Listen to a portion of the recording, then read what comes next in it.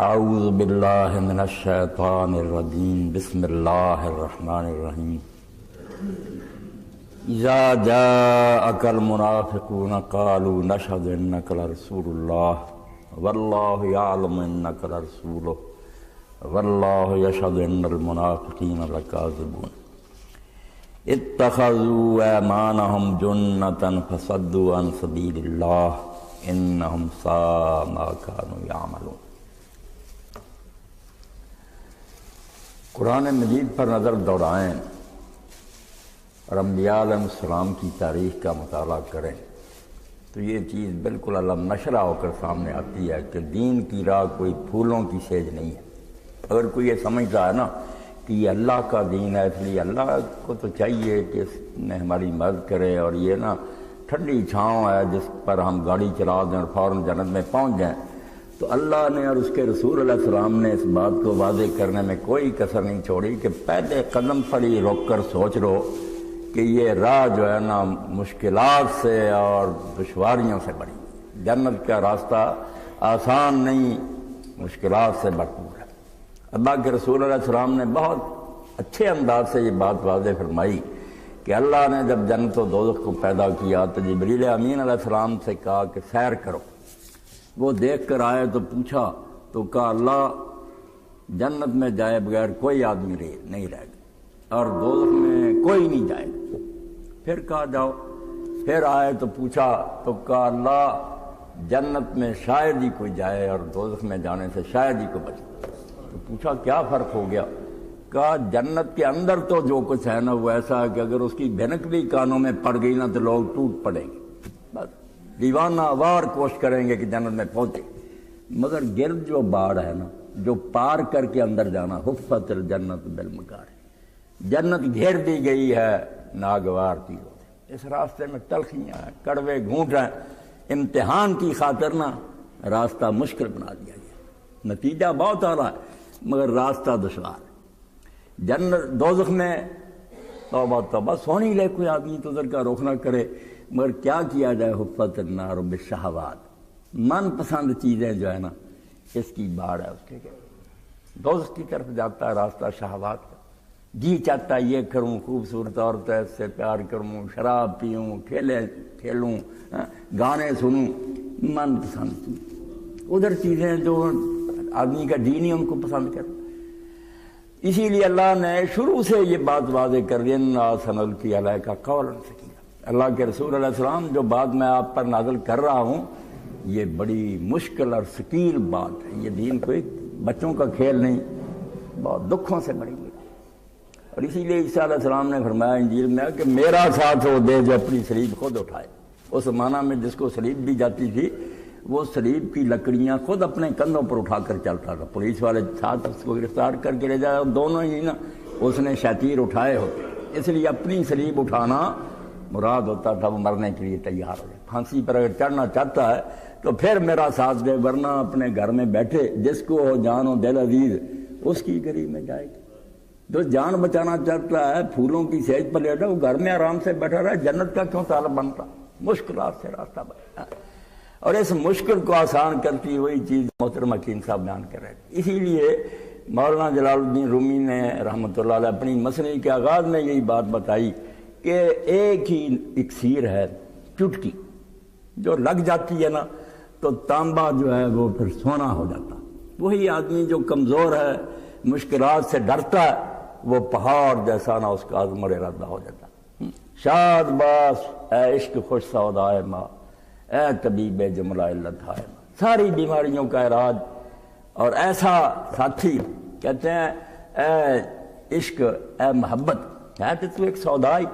مگر جب ذہن میں یہ بیٹھ جاتا کسی سے بھی محبت ہو جائے، یہ ایسی چیز اللہ نے رکھی اندر ہے، جنون، اس کی وجہ سے لوگ کہتے ہیں نا سر فرہاد نے پہاڑ کاٹ دیا جوئے شیر لانے کے لیے۔ وہ بے شک صحیح ہے بات، نہیں، مگر دیکھیں نا کیسی بات ہے کہ ایک عورت کو حاصل کرنے کے لیے کہ پہاڑ کاٹو اور دودھ کی نہر بہاؤ، لگ گیا اس میں، یعنی یہ جنون۔ اسی لیے علامہ اقبال کہتے ہیں نا ہیچ قوم میں زیر چرخ لاجور بے جنون ذو فنون کارے نہ کر۔ کسی قوم نے بھی کبھی دنیا میں کوئی کام کیا تو جنون سے کیا، عقل سے نہیں، عقل تو مثل پرست،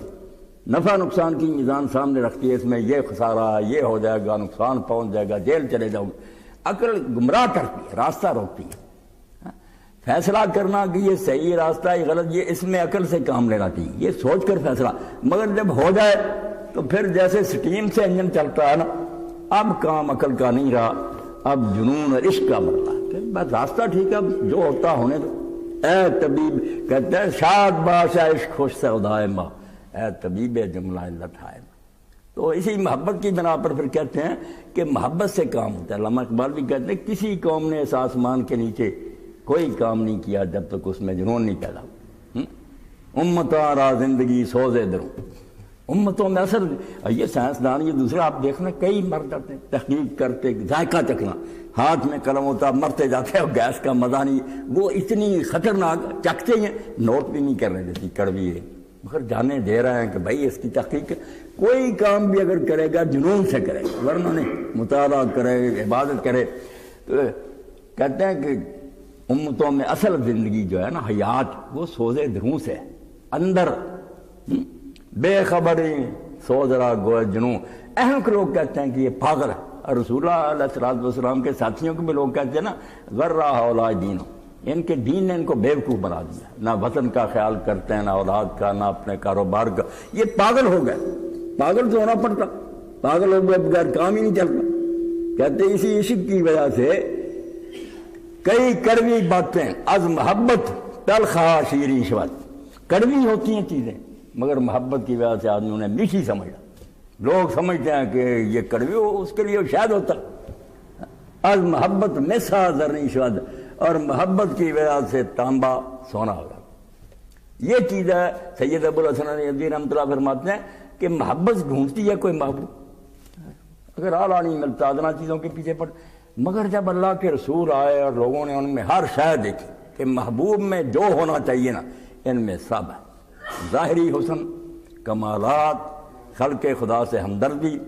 جو وصف نہیں اترو اس کے لیے کوئی اور محبوبہ ڈھونڈنے کی ضرورت نہیں، وہ ساری کسریں اس میں پوری ہو۔